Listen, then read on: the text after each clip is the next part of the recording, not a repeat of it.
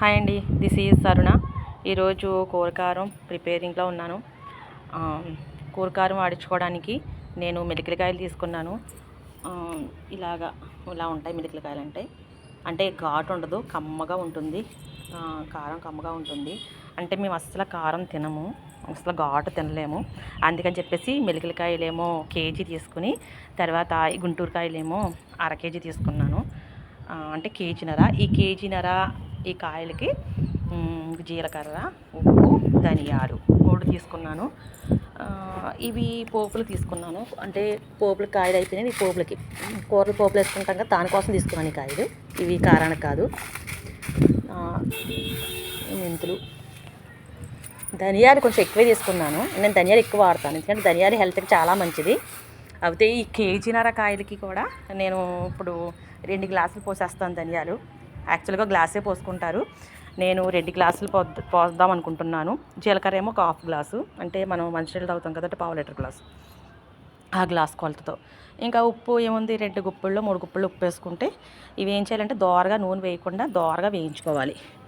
వేయించుకుని మిల్లు పట్టేటప్పుడు అవి వేయించుకొని చల్లారబెట్టుకుని పంపాలి. ఇవి వేయించుకునే ముందు పొలులు అవి ఉంటాయి, ధనియాలు అదిని జీలకర్రలు అవి జాగ్రత్తగా చూసుకుని చెరుక్కుని శుభ్రంగా బాగు చేసుకున్నాక అప్పుడు వాటిల్ని వేయించుకోవాలి. అలాగే ఎండుమిరపకాయలు ఏంటంటే బాగా ఎర్రగంట పెట్టుకోవాలి. అంటే కాయని ఇలా పట్టుకుంటే అలాగా సౌండ్ రావాలి. ఎలా అంటే ఇలా చూడండి, వంగుతుంది కానీ విరగట్లా. ఇలా పట్టుకుంటే ఇలా విరిగిపోవాలన్నమాట కాయ. అంటే అలా విరిగేలాగా మనం ఎండబెట్టుకోవాలి. అది 2 రోజులు పెట్టినా 3 రోజులు పెట్టినా అలాగా ఎండ పెట్టుకోవాలి. టక్కన ఇలా కాయ పట్టుకుంటే అలాగా సౌండ్ రావాలి, వెంటనే విరగాలి.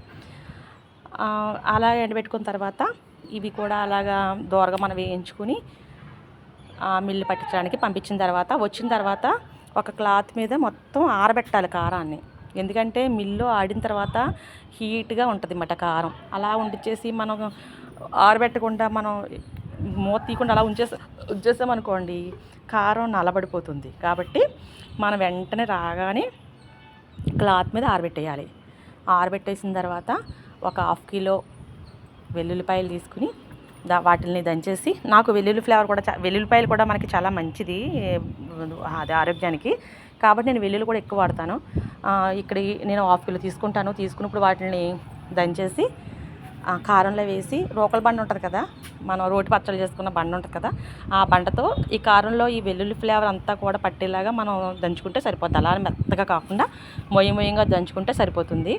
అయితే ఒక్క విషయం ఏంటంటే, ఈ కారం మనం ఏ రోజైనా ఆడించుకోవచ్చు, కానీ ఒక మండే మట్టికి ఆడించుకోకూడదండి. ఎందుకంటే మనకి ఇంటికి తొలిసూరు బిడ్డ ఈ కారంతో వండిన కర్రీ తినకూడదు.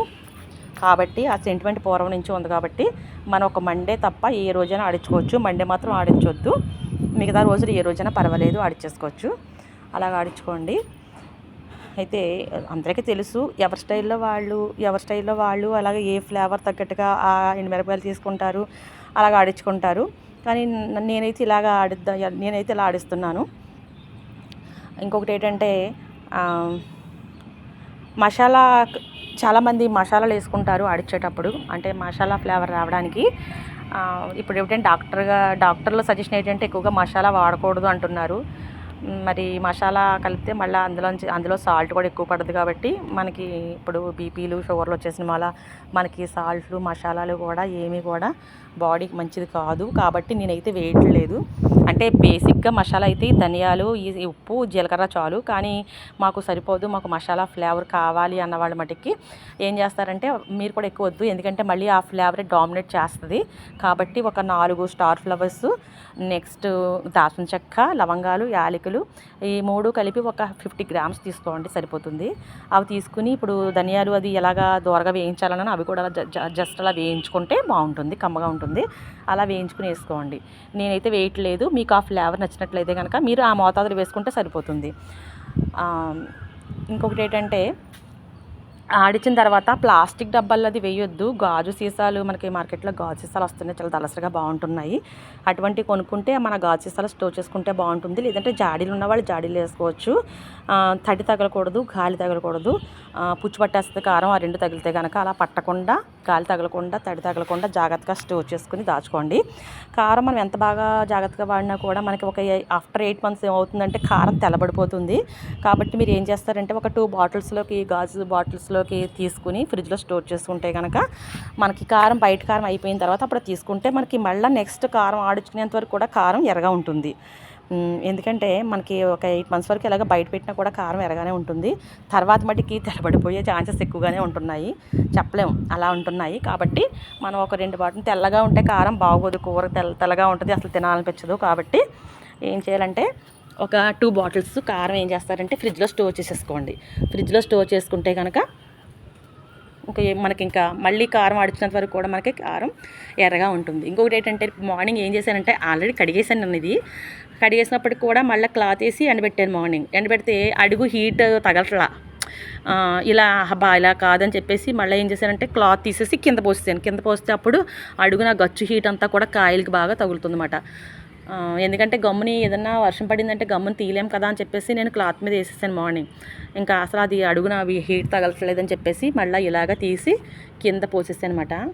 ఇలా మనకి ఒక 3 days అయినా ఎండితే కనుక మనం అనుకున్న రేంజ్లోకి ఎండుతాయి. అంటే ఇలా పట్టుకుంటే అలా ఇరుగుతాయి. ఇప్పుడు చూడండి ఇలా వంగుతుంది తప్ప ఎరగట్లా. చూడండి ఇలా వంగుతుంది, అంతేకాని ఎరగట్లా. మనకి ఇలా పట్టుకుంటే టక్కనే ఇలా కాయ పట్టుకుంటే ఇలా ఇరిగిపోవాలి, సౌండ్ రావాలి. అలా వచ్చేంత వరకు కూడా ఎండబెట్టుకోవాలి. కొంచెం కష్టపడి ఇలా చేసుకుంటే కనుక మనం రుచికరమైన కారంతో మనం కర్రీస్ వాడుకోవచ్చు. ఈ రకంగా చేసుకోండి. అంటే ఒక్కొక్కళ్ళు ఒక్కొక్క స్టైల్లో చేసుకుంటారు. ఒక్కొక్కళ్ళు ఒక్కొక్క రకమైన మిరపకాయలతో వేసుకుంటారు, కారాన్ని తయారు చేసుకుంటారు. అది ఎవరిష్టం వాళ్ళది. అంటే ఎవరు ఘాటు, ఎవరు ఎంత తింటారనేది, ఏ ఫ్లేవర్ ఇష్టం అనేది వాళ్ళు అలా చేసుకుంటారు. నేనైతే ఇలా చేస్తున్నాను. అంటే కొత్తగా మ్యారేజ్ అయిన వాళ్ళకి, వెనకాల పేరెంట్స్ అది లేని వాళ్ళకి ఎలా చేసుకోవాలో తెలియదు. కాబట్టి అలాంటి వాళ్ళకి ఎంతన్నా కొంచెం యూజ్ అవుతుందని చెప్పేసి నేను వీడియో చేస్తున్నాను. మీకు ఇలాగ ఈ టైపు ఇష్టమైతే కనుక ఇలా చేసుకోండి. సింపుల్గా బాగుంటుంది. ఓకేనా? సరే.